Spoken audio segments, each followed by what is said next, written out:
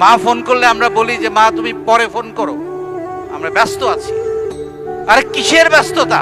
বাবা মায়ের দোয়া ছাড়া জীবনে কোথাও কোনোদিন করে কিছু করতে পারবেন না। বাবা মায়ের মূল্যটা বাবা মা থাকতে বুঝতে শিখুন। বাবা মা যদি হারিয়ে যায় তাহলে আর খুঁজেও লাভ হবে না। মা ফোন করলে আমরা বলি যে মা তুমি পরে ফোন করো, আমরা ব্যস্ত আছি। আরে কিসের ব্যস্ততা? ওই মা ফোন করে আপনারা কয়েক সেকেন্ডের জন্য থামিয়ে দিয়েছে, এই কারণে রাস্তায় মাথার উপর থেকে একটা ইট আপনার উপরে পড়ে না। কয়েক সেকেন্ডের ব্যবধানে গাড়ির নিচে পড়েন না এমনি। এটা বাবা মার দোয়া। ভালোভাবে তাদের সাথে কথা বলেন, তাদের সেবা নেন, জড়িয়ে ধরেন।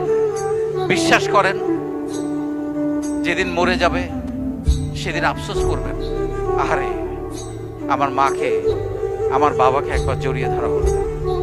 বাবা মা আমাদের জন্য তাদের সকল সুখ বিসর্জন দিতে এক পায়ে রাজি থাকে। আমাদের ভালোর জন্য আমাদের বাবা মা তাদের জীবনটা দিয়ে দিতে পারে। কিন্তু আমরা যখন বড় হই, আমরা যখন সফলতার দ্বার প্রান্তে চলে আসি, বা আমরা যখন দায়িত্বশীল হই, তখন আমরা সঠিকভাবে বাবা মায়ের খোঁজ নেই না। বাবা অথবা মা যদি একটু ফোন দেয়, আমরা ব্যস্ততা দেখাই, আসলেই কিন্তু ব্যস্ততা দেখাই। আপনি আপনাকে নিয়ে একটু ভাবেন না, আপনি কি ব্যস্ততা দেখান না?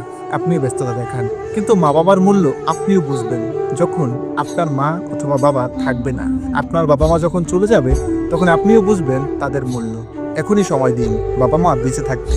বাবা মাকে যদি হারান, তারপর আর যতই সময় দেওয়ার চেষ্টা করুন, সেটা আর তাদের কাজে লাগবে না, আপনারও কাজে লাগবে না।